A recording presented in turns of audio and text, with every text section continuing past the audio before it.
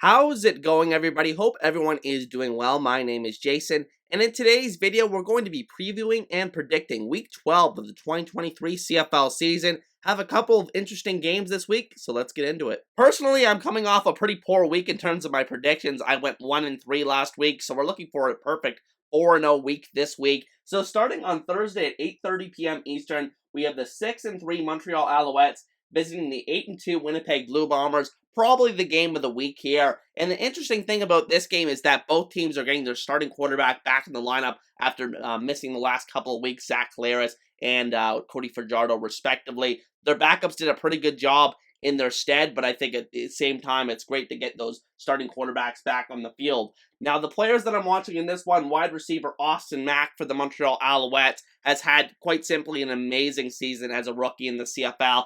Arguably, in my opinion, the best receiver in the CFL so far this season, has made them not feel the loss of Eugene Lewis at all this year, and I think he's going to have a big game in this one if Montreal wants to go into Winnipeg for the second consecutive year and take a victory. Now, for Winnipeg, I'm going with the guy on the other side of the ball, and that is defensive back Demario Houston, who leads the CFL with 7 interceptions this year, and I don't think it's even close. I think the next closest guy has 4 interceptions on the year, so he's been quite the playmaker back there in the secondary. Perhaps if he gets to like 10, 11 interceptions, he could be a guy that could win most outstanding defensive player in the CFL. It's very rare for a defensive back to win that award, but I think it's possible if he gets such gaudy interception totals by the end of the season. So he's had an amazing year. 2 guys that have had unexpected amazing years for the respective clubs in this one. So in terms of who's going to win this game, I think it's going to be a close game, especially with Cody Fajardo and Zach Collaros coming back into the fold for each team. I think there could be some rust that needs to be shaken off in the first half, but I think it's going to be a really good second half in this one. And ultimately, I'm going to go with Winnipeg to win 33-27 at home in a pretty high scoring affair. I just think that both teams should be able to move the ball on each other, even though they are pretty good defenses on both sides of the ball. But I think the offenses have a lot of playmakers. I think that, especially on the Winnipeg side, you got Schoen, you got Lawler, you got Dembski, all those guys still healthy, and they still produced when Collaros was out of the lineup. So now that he's inserted back into the lineup, I think they're going to hit the ground running, and I think that Winnipeg takes this one at home and avenges that loss they had to Montreal last year at home. Next up, Friday at 7:30 p.m. Eastern, we have the 3-7 Calgary Stampeders visiting the 7-1 Toronto Argonauts in a game that is a rematch from a few weeks ago where Calgary gave Toronto its first loss of the season. Obviously, different circumstances now. Chad Kelly is going to be healthy for this one, whereas he got knocked out in the second quarter of the previous matchup. So I think it's going to be a completely different feel for this one. The players that I'm watching in this one, for Calgary, it's simply quarterback Jake Maier. He has really struggled over the past month or so. Has 1 touchdown. I think this team has 1 offensive touchdown over the last month. That is just pathetic and is not going to get you to win many games in the CFL. So he quite simply has to get better. That offense just in general has to play better, but it starts with the quarterback position. Push the ball downfield, take the training wheels off. I think it's about time for the Stampeders to do that.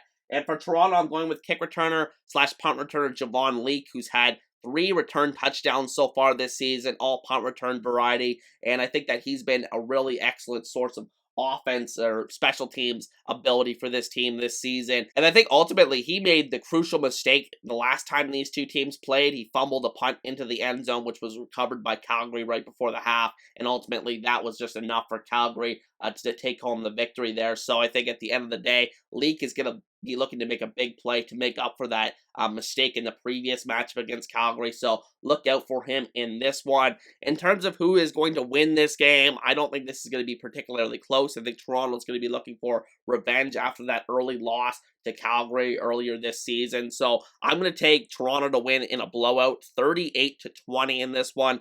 I just think Calgary's playing too poorly right now to beat a quality team like Toronto. And even though they did beat Toronto a few weeks ago, the circumstances, like I said, very different. So I'm going to go with the Argos to win in a landslide. Now moving on to our third game of the week, Saturday at 7 p.m. Eastern, we have the 3-6 Hamilton Tiger Cats visiting the 7-3 BC Lions. And the players that I'm watching for in this one, For the Ticats, defensive lineman Dylan Wynn, who came back into the lineup last week against Edmonton, didn't really make much of an impact in this one, but I think that the Ticats defense just needs somebody to take a stand and make some key plays for them. I don't think there's many key playmakers on that defense this season. There's been too many holes, and I think at the end of the day, Dylan Wynn is their best defensive lineman now that he's back in the fold, so I'm interested to see if he makes a difference in this one against the players that I'm watching for the BC Lions.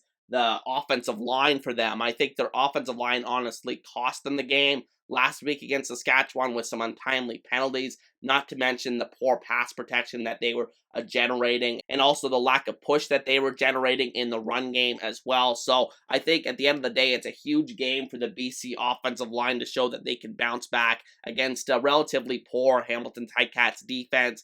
And I think at the end of the day, both of these teams are coming off a loss. Hamilton has really struggled this season, just especially lately, especially the quarterback situation, all the injuries that they've suffered at that position. Whereas BC coming off a very disappointing loss against Saskatchewan. My confidence level in both of these teams couldn't be more different despite both of them coming off a loss. I think that BC is just the much more explosive team. You saw them almost come back last week despite their terrible start to the game.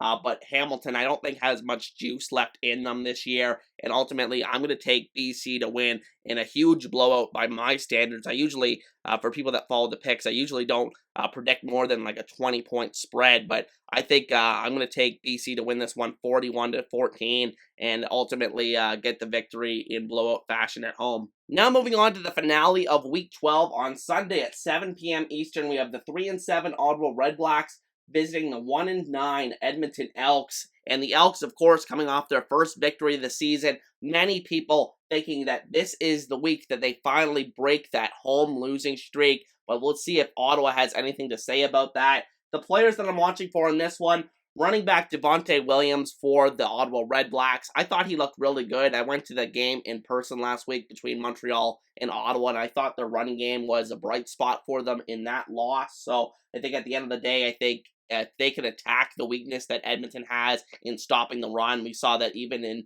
Edmonton's win last week, James Butler had quite the game. I think Devontae Williams could have 100 yards plus in this one for Ottawa. And then for Edmonton, I'm going with Eugene Lewis, who got back into the lineup last week against Hamilton. I thought that he was pretty invisible in that one, so I'm looking for him to make a big difference. He hasn't really done much since coming over from Montreal in free agency besides that one 100-yard catch that he made in the first game of the season. Obviously missed so many games due to injury, but we'll see if he can make do on the potential that many thought he had when he signed here as a free agent in this one. And ultimately, in terms of who is going to win this game, I think this is the toughest game to predict of the week. I think that, Edmonton, a lot of people, like I said, supporting them in this one. They think this is the week that that streak is going to break.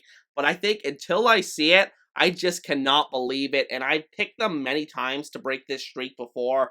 People that have followed my picks, I have picked them to break this streak before and have been burned every single time. So I'm going to take Ottawa to win this game 27-23. I think it's going to be a really good game, but I think Ottawa's been in a lot of close games this year, and ultimately they're due for a win, and I'm going to take them to win, even though I definitely could see Edmonton pulling it out. But I think I'll take Ottawa to win this one. So that is just your preview for Week 12 of the 2023 CFL season. Be sure to let me know your picks down below. And with that said, hope you guys have a good weekend, and I'll see you guys next time.